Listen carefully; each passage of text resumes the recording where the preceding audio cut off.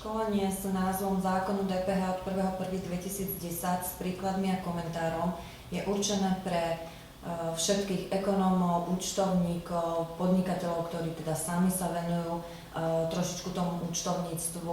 Hlavne je teda kvôli tým všetkým zmenám, ktoré od 1.1.2010 sú platné, určené aj zdaniteľným osobám, ktorí nie sú plátcami DPH a hlavne vtedy, keď prijímajú alebo nadobúdajú služby z alebo do členského štátu, pretože tu je dosť výrazných zmien.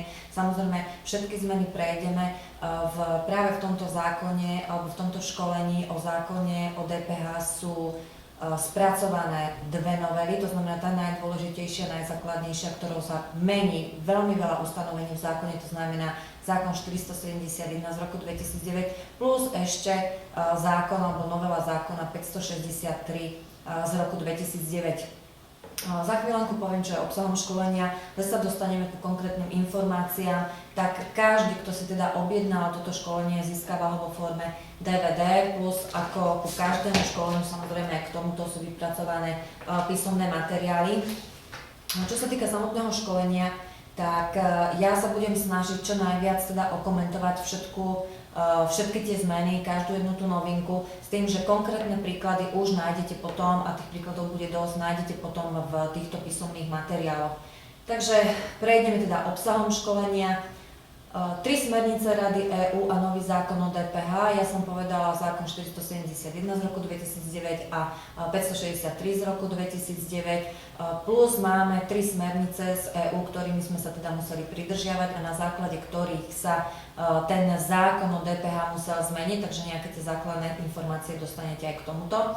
V ďalšom bode máme registrácia pre daň zdaniteľných osôb, ktoré nie sú platiteľmi DPH a dodávajú alebo prijímajú služby do alebo z iného členského štátu EÚ. To bude teda samostatná časť. Ďalšia časť, nové pravidlá na určenie miesta dodania služieb. To znamená 2 všeobecné pravidlá plus osobitné pravidlá pre vybrané služby. Ďalšia časť, vznik daňovej povinnosti pri opakovaných a čiastkových službách. Potom blízke osoby a dodávky tovarov a služieb. Následne odpočítanie dane pri uplatnení paušálnych výdavkov pohonných hmôt, odpočítanie dane pri kúpe osobného automobilu, vrátenie dane z iného členského štátu EÚ, to znamená prejdeme elektronický systém, ktorý je teda už nový, vykazovanie služieb poskytnutých do iného členského štátu EÚ v súhrnnom výkaze, plus k tomu nový súhrnný výkaz a daňové priznanie, plus teda obdobie, za ktoré sa podáva súhrnný výkaz o dodávkach tovarov a služieb. Toto je zhrnutie teda obsah školenia. My nepôjdeme presne podľa týchto častí, je to vymenované presne podľa tých paragrafov, ktoré sa všetky zmenili, ale pôjdeme cez určité ucelené časti.